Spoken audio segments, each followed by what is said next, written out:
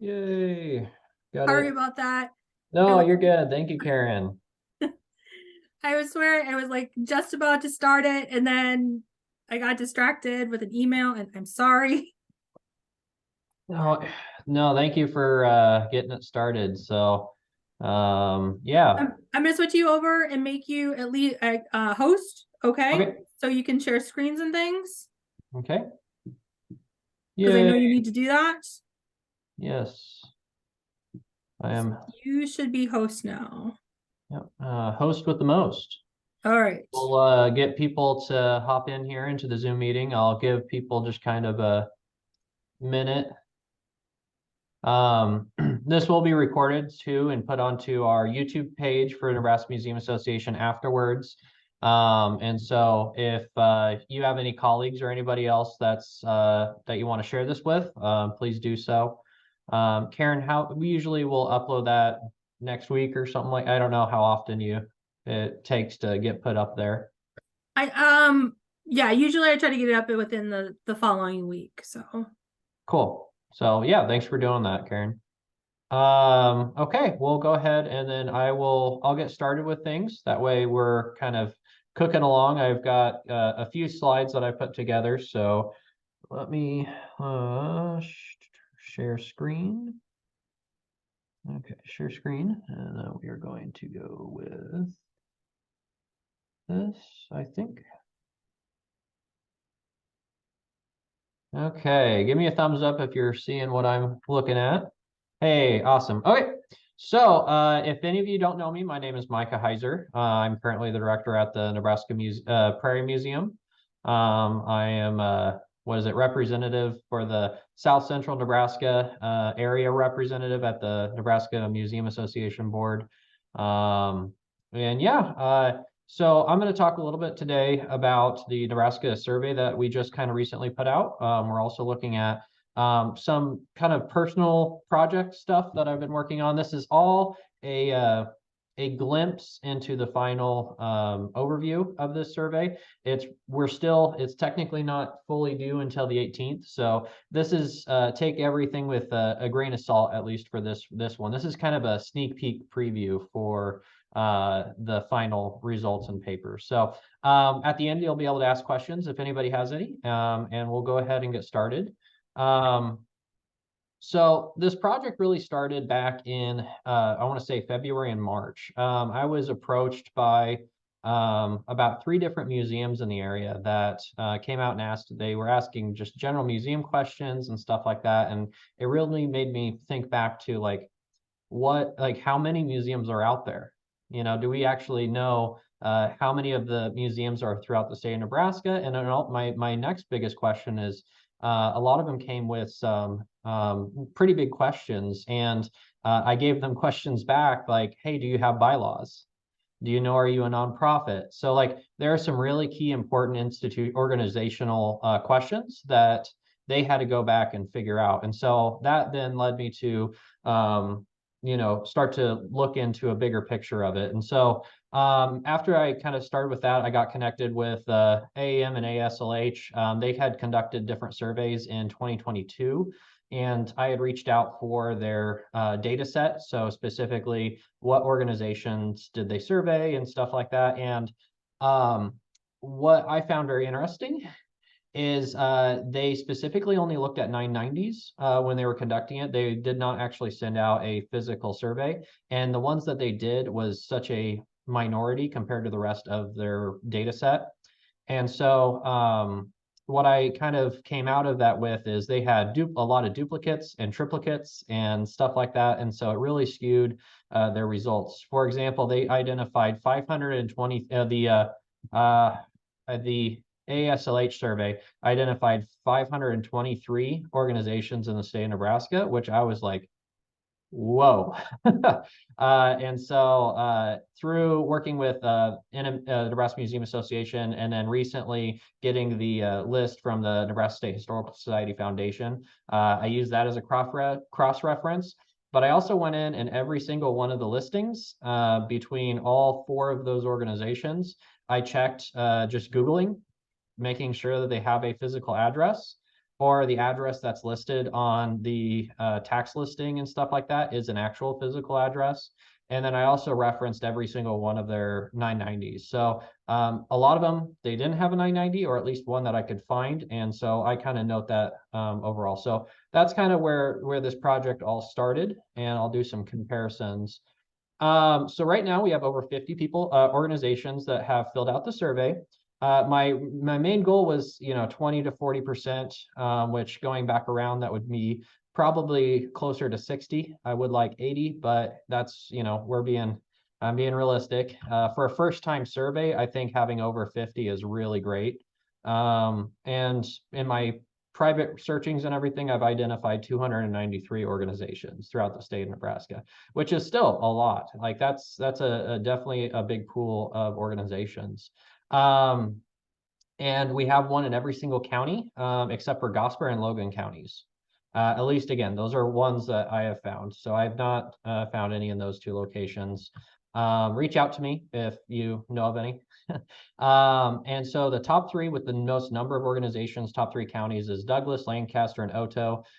Those shouldn't be too much of a surprise. Those are definitely our urban metropolitan areas. And Otoe is a unique thing because of the way that their taxes for their LB 840 money that they have for their historical societies and stuff. So they're a little bit special of it. But Sarpy County technically has the highest ratio of population to organizations, almost 50,000 for only 4 different organizations within that county. But I feel like that also splits a lot with the greater metro area of Omaha. So yeah, so that's an initial observation. So now we're going into a little bit of the survey.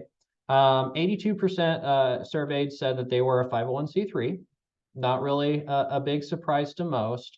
And then a lot of them too, when I say it's part of a larger organization, that's UNK, UNL, it's Boys Town, it's those bigger, they're part of a larger organization. So, and that also kind of starts to go into some of their internal budgets are not going to reflect, because they won't have a tax statement unless it's part of the greater university system. So I still wanted to hear from those groups though. So, and then this is my own kind of research into the 990s. So of the 293 that I've recognized, 94, which is the largest group, or not the largest group, but second, but is 170B1 tax filing, which I got to looking into, means that they get a majority of their funding from some sort of taxed entity. So they get it from a municipality, city, state, or some kind of body. At least I'm not a tax expert. So that's just a dumb guy with a Google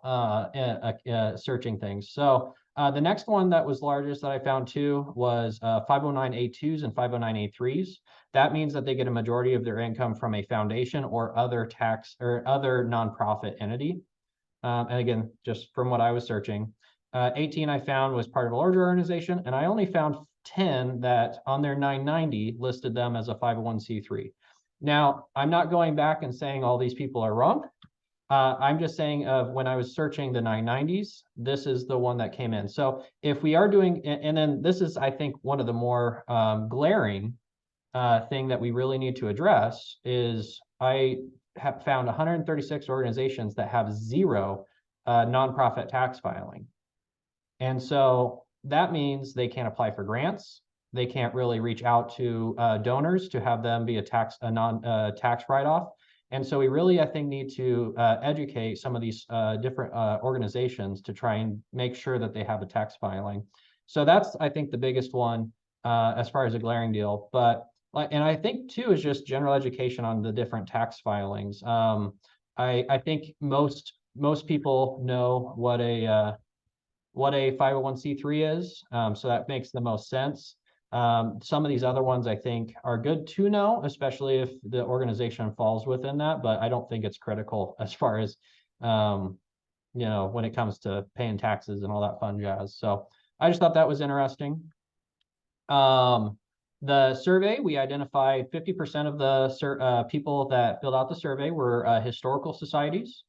28% were history or natural science museums. And I feel like the biggest distinction from there is Like I think a good example is the Stir. I'll pick on them. Is they are a bigger representation of history of Nebraska history, whereas the Adams County Historical Society has a very different mission, has a different mission set, even though they overlap a lot. And of course, natural science museums, we can't forget about those guys, you know, Morrill Hall and different places like that. The people that identified as other, that 10% or the 10% as other, those were hard to exactly like I put in there what they wrote down, and some of them say that they are either closed or restructuring or stuff like that, which I need to spend a little bit more time on that. Can't forget our art museums. I know that in the original thing, I was really hyper focusing on history organizations, but they are, you know, a very, very active part in Nebraska. Historic sites and then cultural research centers. I thought was two of the more interesting. And then on the 10% identified as other, some people put, well, we're a historic site or we're a historic museum inside of a historic site. And so I feel like that can also have a little education too, as far as, you know, branding and mission sets. Types of different ones that I found in my research on my 990s is I found 139 historical societies, ones that on their 990, they claimed they were a historical society. 82 was a history and natural science museum, 51 historic sites, and I lumped everybody else together. But we had 21 art, cultural centers, and others, just to kind of, that's just things that, again, that I've identified. One of the biggest people that really helped me this out was you know, Will Stademeyer. He goes, how many when you're talking about your questions, how many answers can you find just by looking at a 990, and how many will this act, you know, if you send out this survey, what kind of answers do you think you can get out of? And so we're starting to get into that now. One was leadership. Looking at, so 88 of the surveyed organizations said that they are board of director led. Of the ones that are the other 12%, they were either a, you know, committee from a city, or they're part of a university or things like that. So they're part of the other organizations. And then 76% that they were confident that their leadership reflects the demographics of their community, which is awesome. Down below, I kind of have two things from the state of Nebraska's 2020 census. And I think we're, you know, when you're looking at some of these more rural communities, that might have a better reflection. However, of the ones that said that their board does not reflect the demographics, these are the top three things that was echoed out. I would say 90% of the people that said that their board does not reflect their population, they were pretty much just saying younger. Everybody was saying that they want, you know, under 50 or different kinds of representation from young community members on their board. And then also just generally too is looking at the changing demographics of some of these towns and their boards not reflecting that change in ethnic demographics. Number two on there was women. They said that they wanted more women representation in some of these boards and organizations. And then the last one, and this was only echoed by about 3 or 4, but a bigger variety of education backgrounds and things like that for their board. So again, I thought that was a good one. This is again coming from these organizations. Leadership, this continued. 78% of the organizations are elected by terms. That's awesome. Term limits, I think, are great as far as especially PR and as well as stagnation. And that leads to my second one is 64% of the organizations do not have term limits. And my organization is one of those. This last year, we had to say goodbye to a board member that had served for 40 years on the board. I don't know of another board that I'm on that I want to be a part of for 40 years.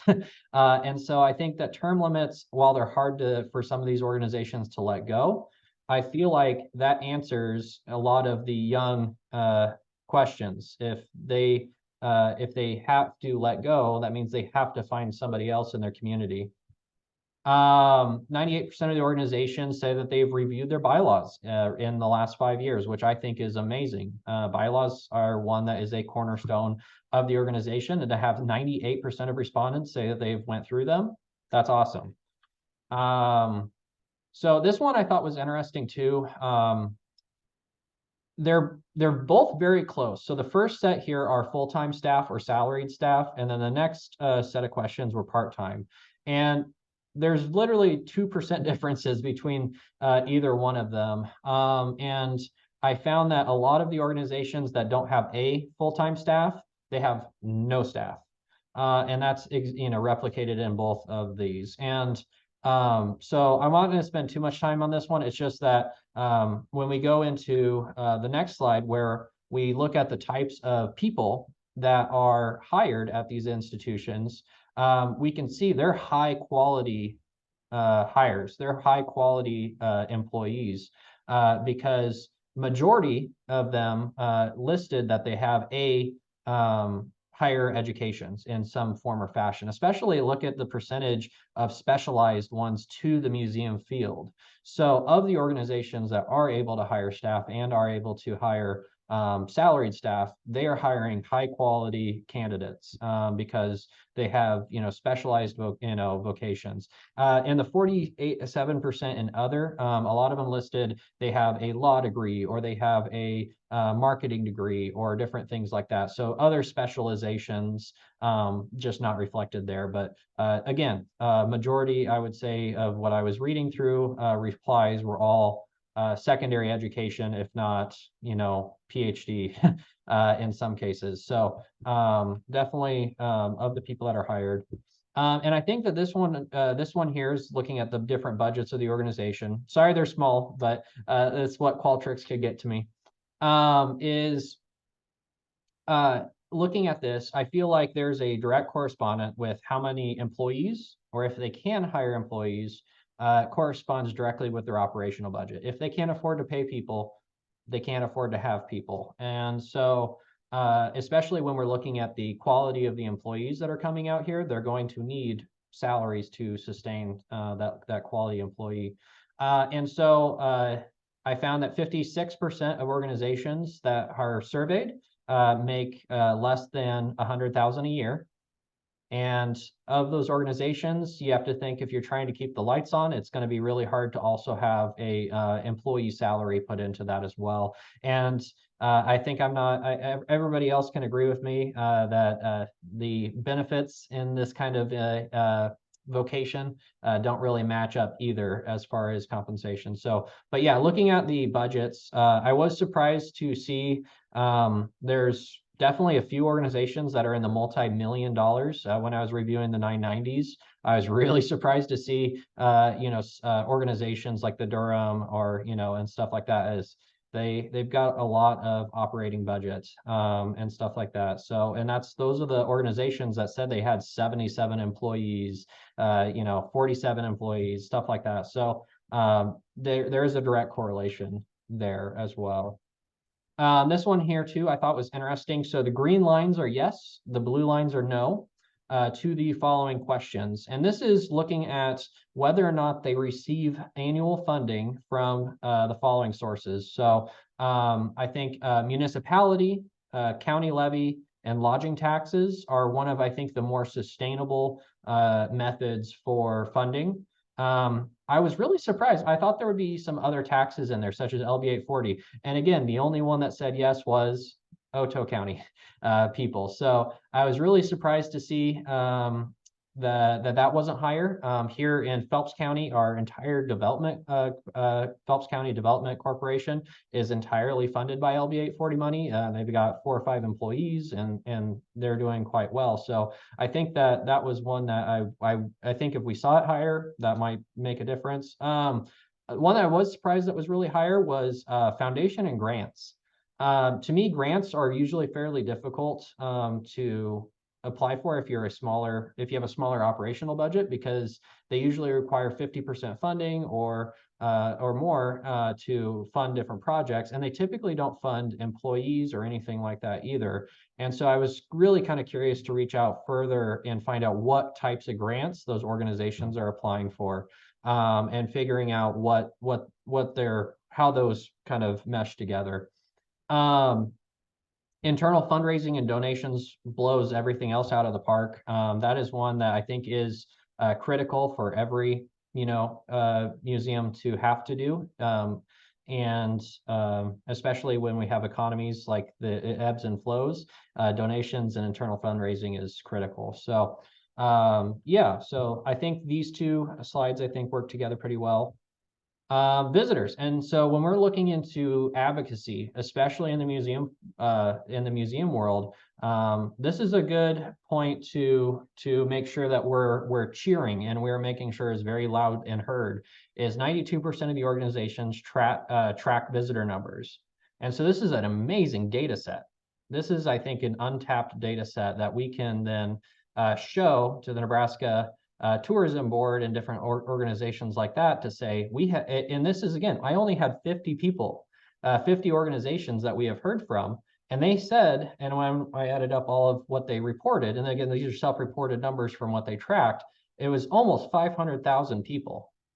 And, you know, technically the year isn't over yet, but I said just for the calendar year of 2023. So I think that is absolutely phenomenal. And I think it's definitely it's one that, well, I was really surprised when I started putting the numbers together. And so I think that if we had a way to better track it or give these institutions some kind of a reporting that they could then send their numbers or demographics to and stuff like that for their visitors, I think that could be a gold mine as far as really valuable data of the tourism industry in the state of Nebraska.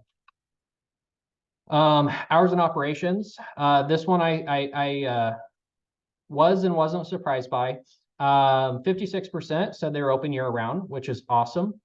And then I found I needed to rephrase. So on 2020, 22% of respondents say that they're open seasonal and by appointment. That was technically listed there as other, and then I had them type out, and every single one of them were, yes, we're open seasonal and by appointment. And so that's kind of I would need, if we did another survey in the future, this one I would rephrase. But the fact that, you know, they're willing to come out and open the doors for guests and stuff like that, I think shows the passion for these volunteers and that. So, but yeah, 56% being open year round, I think is awesome, especially when we're looking at programming, which is, I think, is a further question. 92% said that they use Facebook, and I feel like that is definitely the preferred platform for a lot of these organizations for putting out just posts of their you know, what they have going on, connecting with their community, but then also for a lot of organizations, Facebook was their only website or their only main place to find out their operating hours or contact information and stuff like that. 45% said they use Instagram, which I thought was really nice. And especially when we're thinking of a younger generation that don't use Facebook, we're going to have to find new ways to reach them. Twitter and TikTok wasn't too surprised on. And then I was surprised that 17% said that they use YouTube. So I put down there as an other, and pretty much every single one of them said YouTube or a blog that they kind of subscribe to. And then when I was out looking for and referencing all of the organizations, I made a careful note for saving in my Excel sheet all of the websites. And I found 184 websites for the different museums and historical societies. So I thought that was great. I was surprised to see that many organizations have a website. But I think that's a great way to show, you know, in a way, legitimacy and ways that you know, guests can get a better picture of the organization. And like I said, a lot use Facebook as their webpage to get to do that. So this one I kind of broke into collections and programming. 66% of organizations said that they have an up-to-date inventory of their artifact collection, which is, I think, amazing. I am probably 2-3 generations of full-time work away from inventorying fully the Nebraska Prairie Museum. We're working on it day by day, but it's such a crazy deal. And a lot of them did say that they are updating their past perfect, and that's something they're working on. So 66% I thought was really good. How often does your organization create or update exhibits? This one, again, I thought it was pretty interesting to see that they update exhibits twice or more a year. 33% of them said they actually do it annually. So having 80% of the organizations that are actively working on improving their exhibits within a year, I think is really great. It means that a lot of these organizations are focused on, or what's the best way to phrase it? They're focusing on not being stagnant, however you want to phrase that. And so I think that that is something they're working on really well, and we need to make sure people know about. Let's see here. And I think my math is off there. I need to go back and look. Programming wise,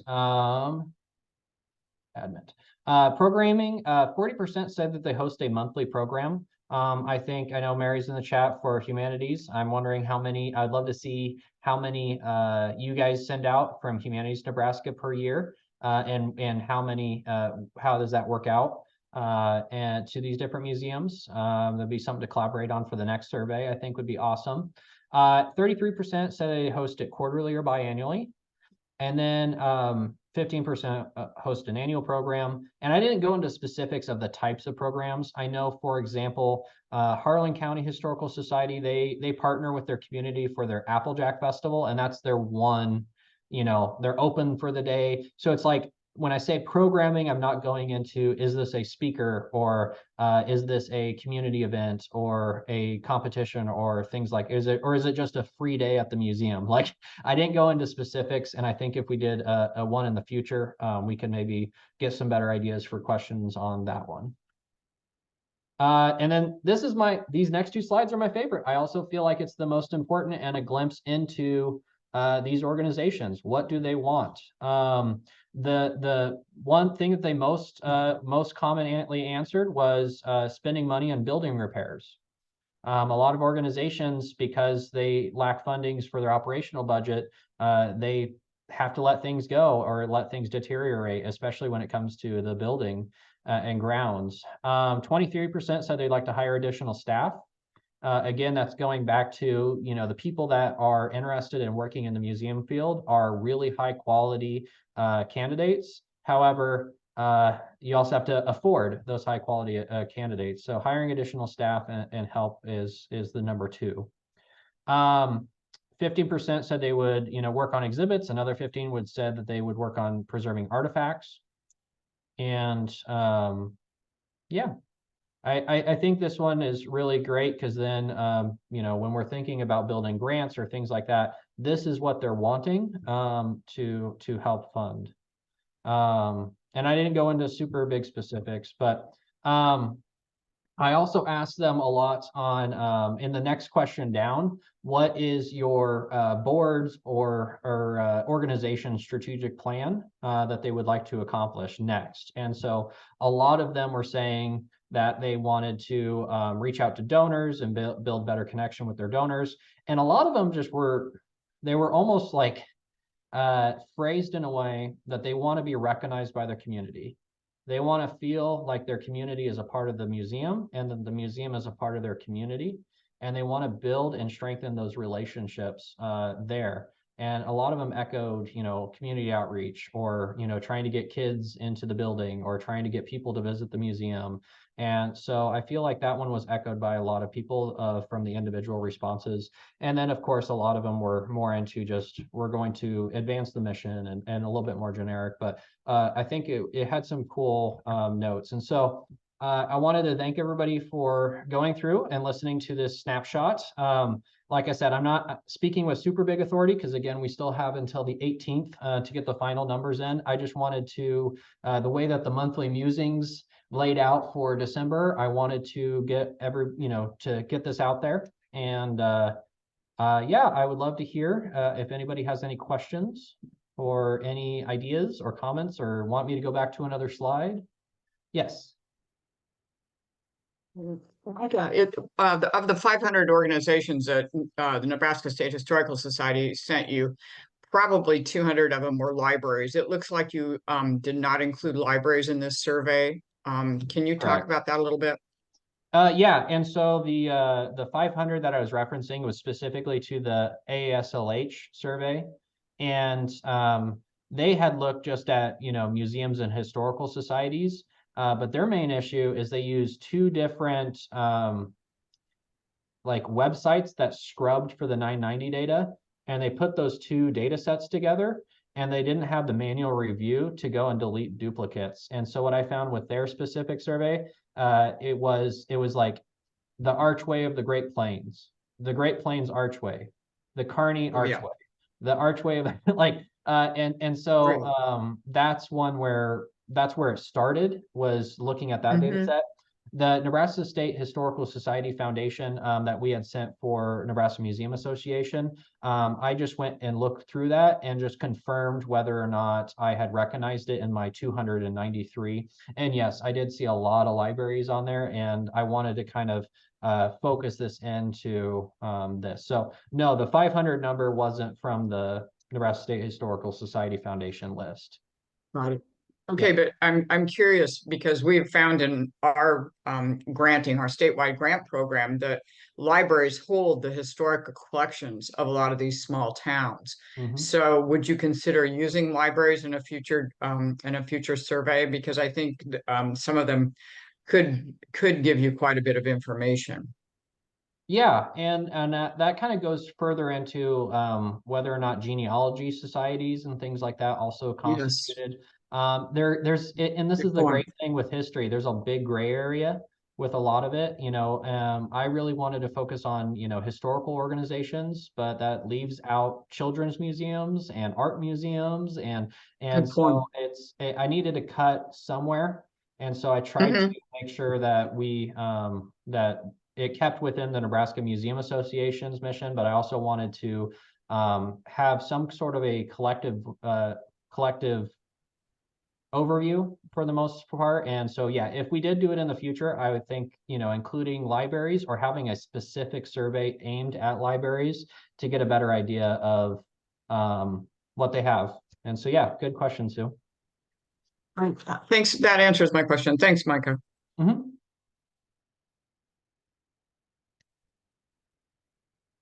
Anybody else have any other questions? I Yes. do. Micah, thank you. This was very informative and we were honored to sponsor your work. I'm wondering what the most surprising data point was that you found in this particular survey. Yeah, I think a lot of them for me was, and again, I think this is my favorite question that I asked because it really shows where the needs are. And I wasn't too surprised that the second highest one was hiring additional staff. In my mind, that was a lot higher.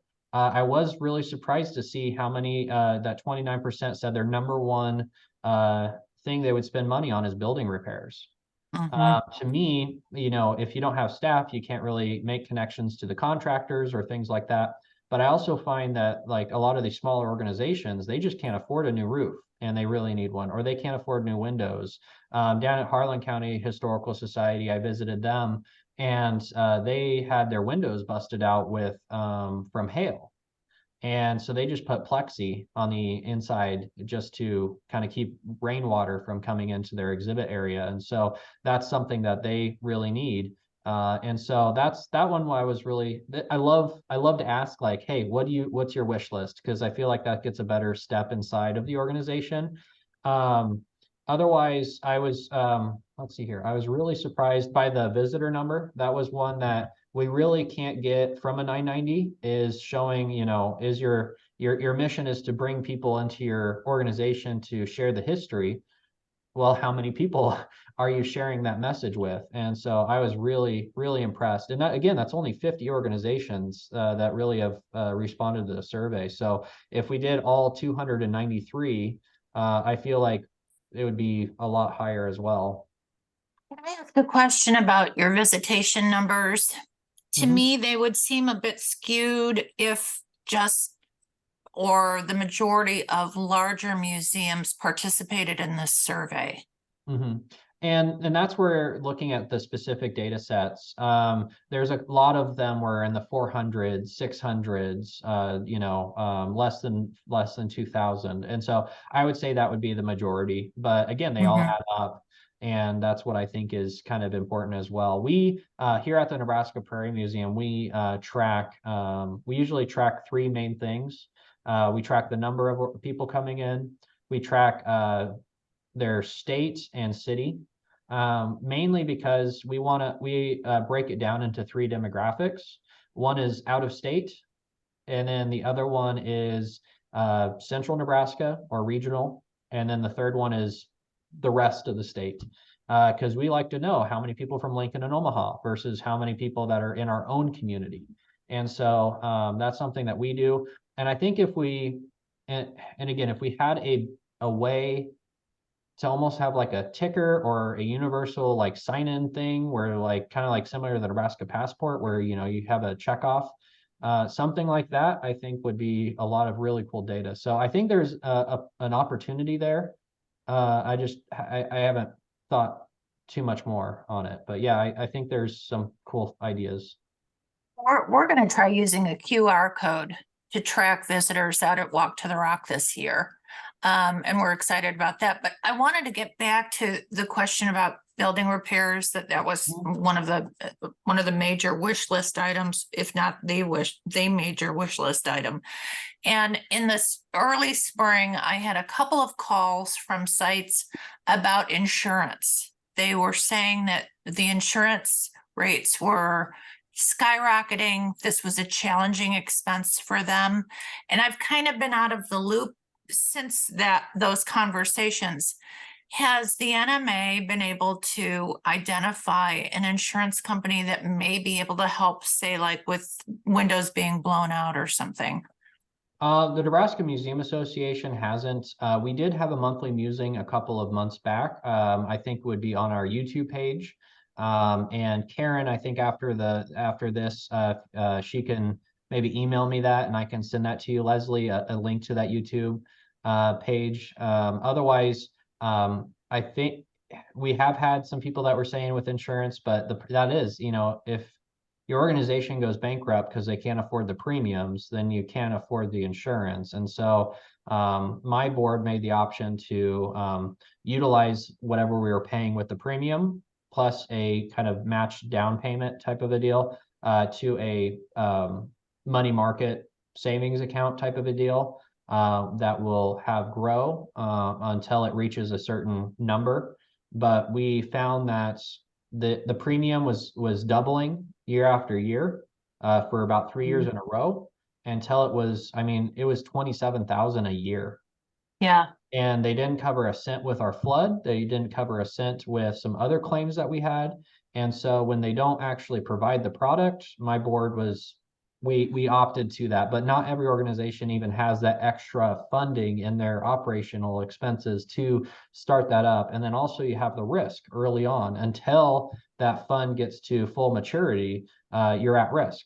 So yeah, I don't have a good answer for that one right now. I just know of a couple of organizations and their concerns that they brought up. But yeah, I'd highly recommend. I think Karen, thank you for putting that in the meeting chat. So there's that YouTube of the monthly musing that we had a couple months ago. Thank you, Micah. Yeah. My name's Pat Carpenter, and I'm just a volunteer at the Saline County Historical Museum at Dorchester. And we get a little over $20,000 from the county. How do I find out if we are a 501c3? Because IS doesn't know if we are, and we're trying to we've really increased our numbers and everything. So now we want to move to some other steps. And how do I find out if we are one?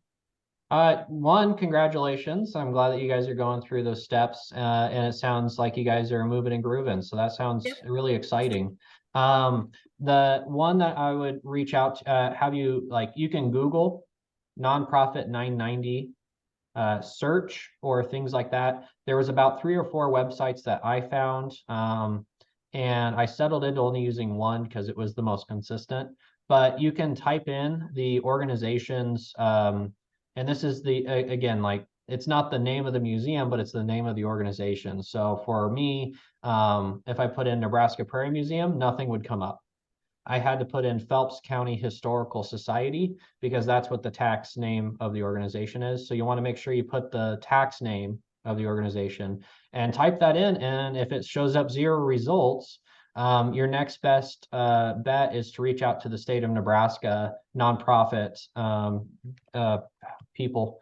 I forget what they're called, but yeah, that's another one you could reach out to and send them an email, and they'll be able to tell you really quickly if it's a yes or a no on what As they I have on called the file. Secretary of State, and they weren't very helpful. They said, oh, you've got 501, C3 is federal. You got to call IRS to find out something. So Mhm. you're saying I should go to Google and then just type in Saline County Historical Museum? What? Just that? Or what do I exactly type in? Or that state of Nebraska one? Or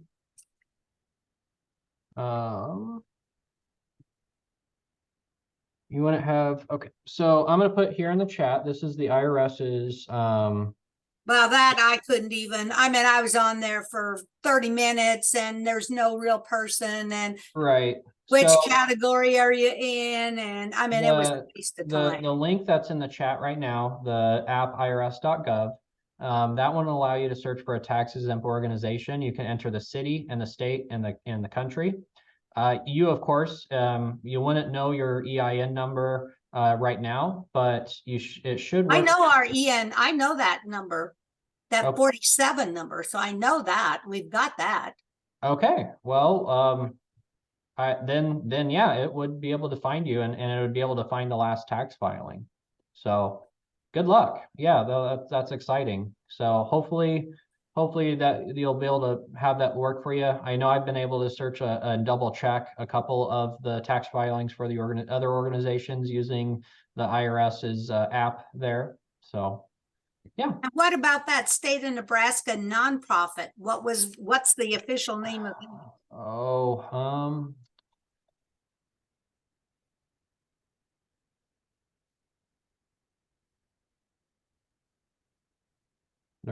Nebraska Access is another one that you can kind of look through and navigate. And that one is, I think that one should have a, oh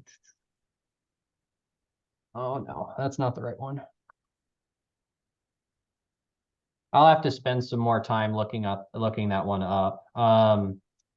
Afterwards, if you'd like to shoot an email to the Nebraska Museum Association or Karen, and that will be able to forward it to me. And so we can maybe talk more after the Zoom meeting for today. Okay, thank you. Yeah, be happy to help you out. Is there any other questions, or does anybody have any other ideas?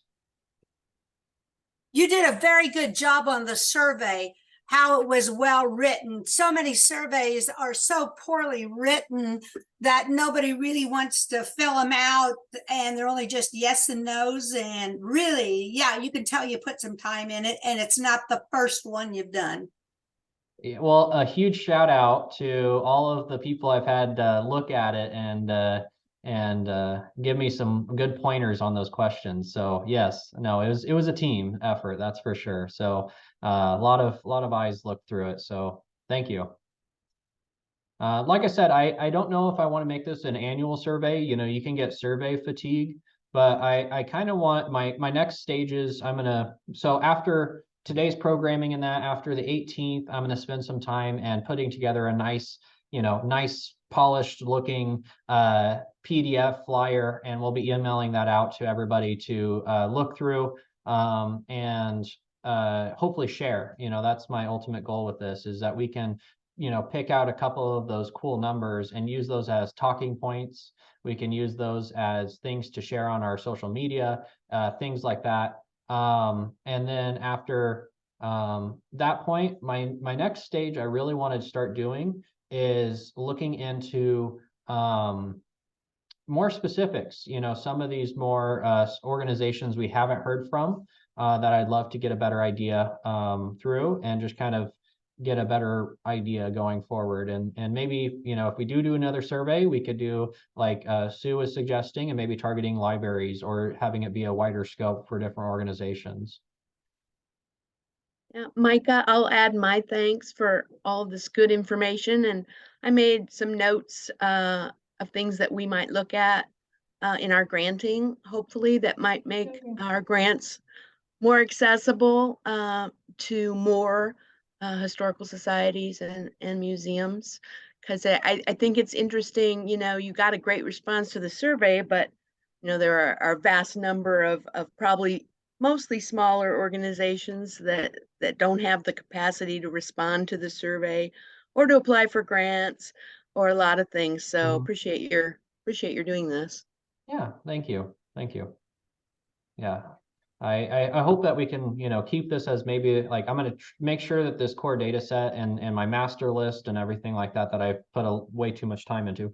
I'm hoping that we can keep that with NMA and perpetuity, and making sure that, you know, it sticks around, you know, for future uses, whatever that would be. So, yeah, I was, you know, it was sad to see too, is going through these, a couple of the organizations were now defunct, and so that was kind of sad to see. But I definitely, there's a lot of echoing throughout the state of Nebraska of of organizations that are either struggling or organizations that are succeeding, or and I feel like there's a bigger correlation with like rural poverty and rural exodus into urban areas that kind of can make some of these organizations at risk. And so I really want to just find out who they are and just hear about them, get their mission and everything preserved, just in case they're not, you know, they're not around in the next generation. So I think everybody in the history field, you know, is on the same page philosophically about trying to preserve things. And so yeah, so that's also in the background of this search and figuring out how people are doing and where they're at. So yeah, it was exciting to do. I'm glad we're towards the finish line of this part 1, and I'm really hoping there's a part 2 in the future. So I thank you again for everybody that really helped make it possible, and just the extra support system that I had of people looking at things and double checking and making sure my grammar, which is terrible, is correct. And so yeah, thank you again.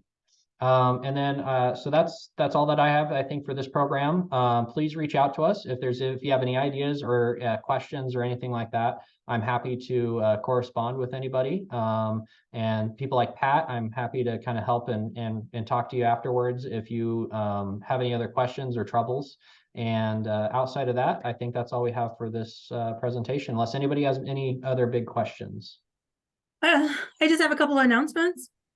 So I just wanted to invite everybody to come to the January monthly musings. We are going to be talking about the work that NMA has been doing with Senator Aguilar's office to modernize the Museum Property Act.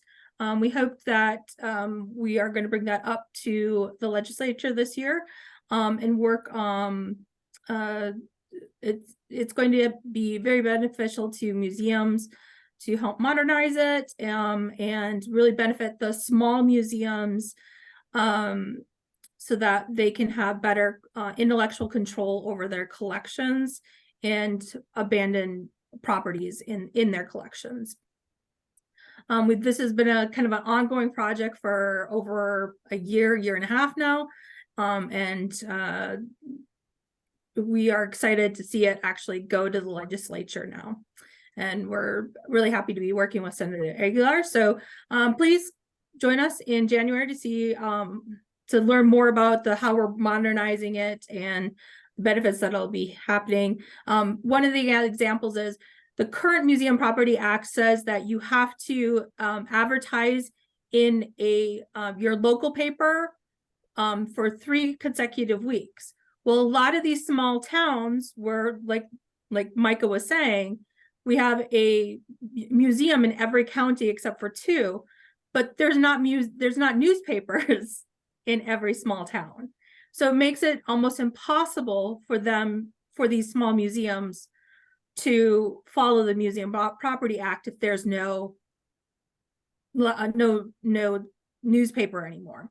So by modernizing it and utilizing the internet and social media, we're able to do that, to work with Senator Aguilar's to modernize it. Also, I want to remind you that there is still time to put in, if anybody has any ideas or suggestions or wants to present at the 2024 annual conference. There's still time to put in for a call for papers. So we're looking for presenters. So please do that.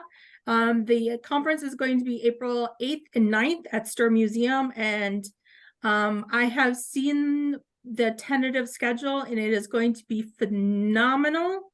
So make sure you mark down your calendars. It'll be really exciting. So April 8th and 9th, put it on your schedule. Yeah. And like us on Facebook so you can keep it up.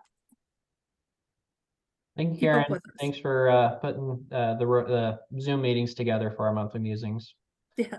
So awesome. Okay, well, I hope everybody has a great rest of your Friday and enjoy the weekend. Hopefully we'll see everybody in the new year and have a happy holidays. So yeah, thank you again for tuning in on this, and please reach out to me if anybody has any other questions. Happy to email, or anybody has any other ideas, love to hear it. Micah, after everybody leaves, can I ask you a question about our museum?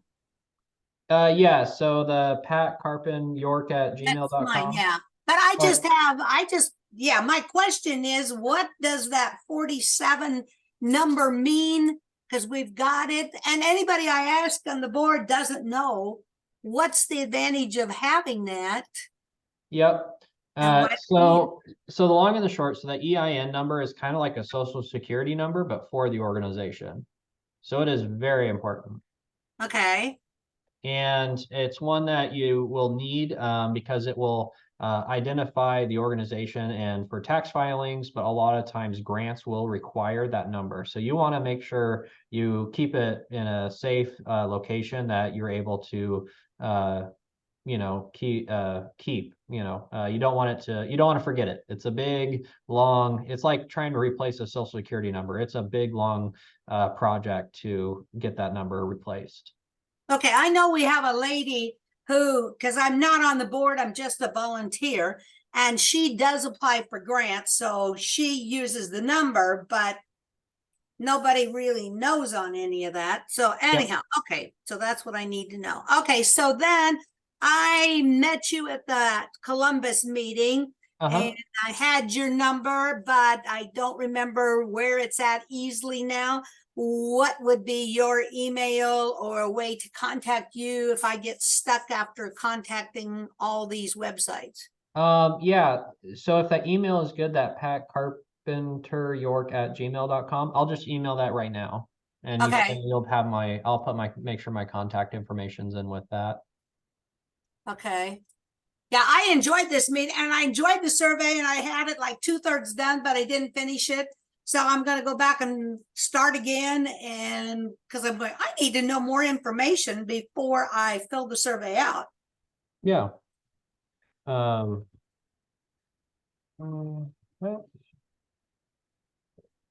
I'm sending you the email right now. Okay, thank you. You're at Holdridge, right? Yes, correct. Yeah, I went this week. I went to our visitor center and I pulled out your folder and I said, we've got to do this spring, go to your museum. So you were on my mind this week. So they've got a nice brochure on yours at the York County Visitors Bureau. So that's nice. Oh, yes. Yeah. Well, awesome. Well, thank you. I appreciate that. Okay. I just sent you the email, so you should be getting that. And yeah, I happy to help out if in any way, if you guys need. Otherwise, that community or the sos.nebraska.gov, and then also the apps.irs.gov. Those I think are both good ones to look at to find out the current tax status. Okay. Yeah, I was surprised the Secretary of State wasn't able to steer me in the right direction. The They, lady I had must have been a Friday afternoon and ready to go on vacation because yeah, they I didn't can have the help right it, questions, maybe, or yeah. and sometimes it goes into the, like, legally, they can't give you any tax advice or things like that. And so, and the other side is they're happy to, yeah, make sure it, goes to somebody else. But yeah, so though I sent you the email with those links as well. Those should help you. Okay. Okay, great. Okay, thank you very much. And you have a good rest of the day.